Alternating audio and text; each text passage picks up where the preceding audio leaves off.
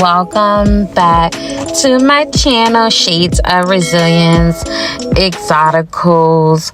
Welcome to part 2 series of Light Skin Black Guilt. Well, today we're diving into a topic that's often overlooked or misunderstood, especially within our own community. We're going to talk about the toxic mindset of be grateful when it comes to when it comes to colorism, and then the real impact that it has on light-skinned black people, which is called shadeism. So if you're ready to unpack this conversation, let's get into it. A lot of times when light-skinned black people speak up about their experiences, whether it's struggles with self-hate, guilt, exclusion, or even family dynamics, we're often told you have privilege, so don't complain. But here's the thing: this mentality erases the real and harmful experiences that light-skinned individuals face. It's time to address how that kind of thinking perpetuates harmful stereotypes and create a toxic environment for everyone. Let's start by addressing the struggle that many light-skinned black people face, that you might be labeled as high, yellow, or red in certain communities, with people assuming you have a kind of privilege simply because of your skin tone. But this assumption doesn't account for the discrimination and isolation that light-skinned individuals often face, even within the black community, including mixed biracial people. Fetishization is another huge issue. Some people exclusively want to date light-skinned individuals, but it's not about attraction to their overall personality, values, or even their looks. It's solely about the skin tone. This reduces them to a stereotype and is damaging. Sometimes light-skinned black people are excluded from sisterhoods or social groups because of their skin tone.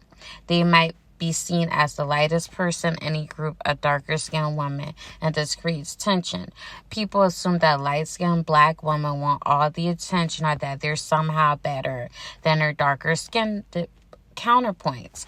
And honestly, this just isn't true. As a result, many light-skinned black women will dim their light, downplay their beauty, or even alter their behavior to fit in or avoid unwanted attention.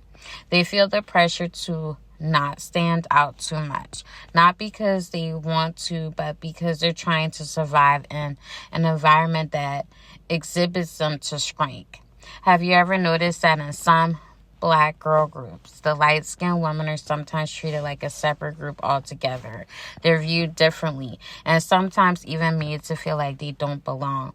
In some cases, you'll find that the darker-skinned women are in one group, while the lighter-skinned women are seen as outsiders. That's shadeism at play.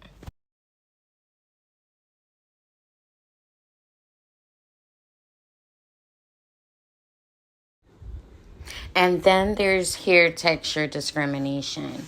So you think that hair texture would be about the texture, not the skin tone. But that's not always the case. Light-skinned black women with 4C hair often find themselves questioning about their blackness, simply because of the contrast between their skin tone and their hair texture. They're told that they don't look black enough, or that they're somehow different. Even though colorism favors lighter skin, in many cases, light-skinned black people still face internal struggles, from battling feelings of guilt for having privilege to feeling isolated or misunderstood by their own people. And it's also heartbreaking that we're told to ignore our struggles, because in many ways we're perceived as having it easier, even though that's not necessarily the case. We can't even express ourselves without being told, well, you're light skinned, so you don't get to complain. And here's the thing: hurt people hurt other people.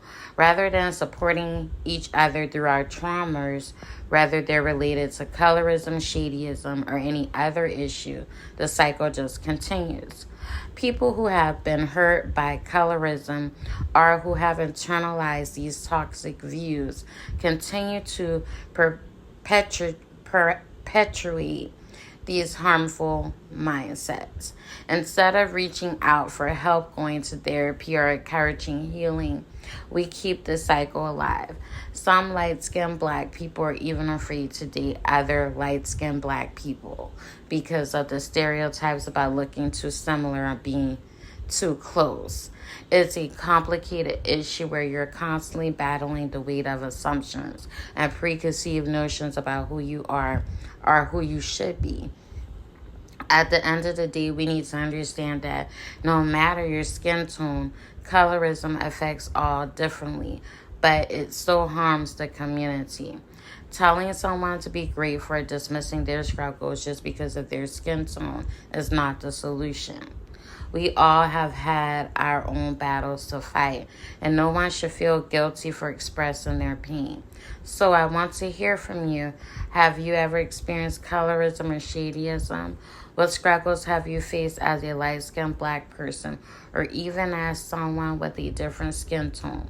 Let's start a real conversation in the comments below.